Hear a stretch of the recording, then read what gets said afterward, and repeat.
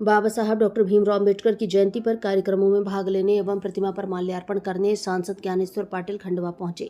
प्रवक्ता सुनील जैन ने बताया कि बुरहानपुर के कार्यक्रमों के पश्चात दोपहर में सांसद श्री पाटिल खंडवा पहुंचे। बाबा साहब की प्रतिमा पर माल्यार्पण कर पत्रकारों से चर्चा के दौरान सांसद ज्ञानेश्वर पाटिल ने कांग्रेस पर तीखा वार किया है।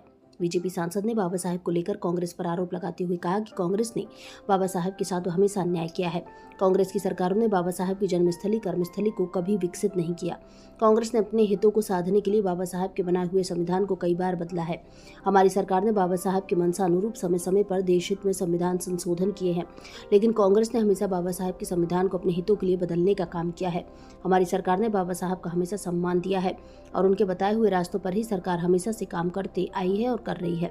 बता दें कि बीजेपी सांसद ज्ञानेश्वर पाटिल खंडवा में आयोजित बाबा साहब जयंती समारोह में शामिल हुए, जहां उन्होंने बाबा साहब के देश को संविधान के रूप में दिए योगदान पर भी लोगों को संबोधित किया। पत्रकारों से चर्चा के दौरान सांसद श्री पाटिल के साथ विधायक कंचन मुकेश तन्वे, महापौर अमृता अमर यादव, परमजीत सिंह नारंग, प्रवक्ता सुनील जैन, आशीष चटकेले उपस्थित थे। भारत संवाद से इस्पाक सिद्दीकी की रिपोर्ट। बाबा साहब अम्बेडकर हम सबके हैं, देशवासियों के हैं।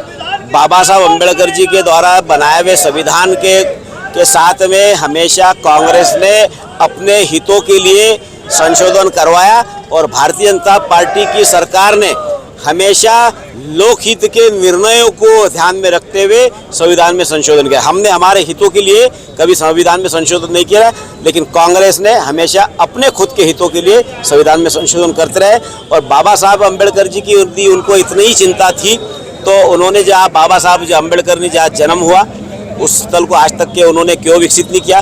जहाँ बाबा साहब अम्बेडकर जी ने शिक्षा ग्रहण की उस स्थल को उन्होंने क्यों डेवलपमेंट नहीं किया। जहाँ बाबा साहब ने अंतिम सांस ली उस स्थल को क्यों उन्होंने संरक्षित नहीं किया।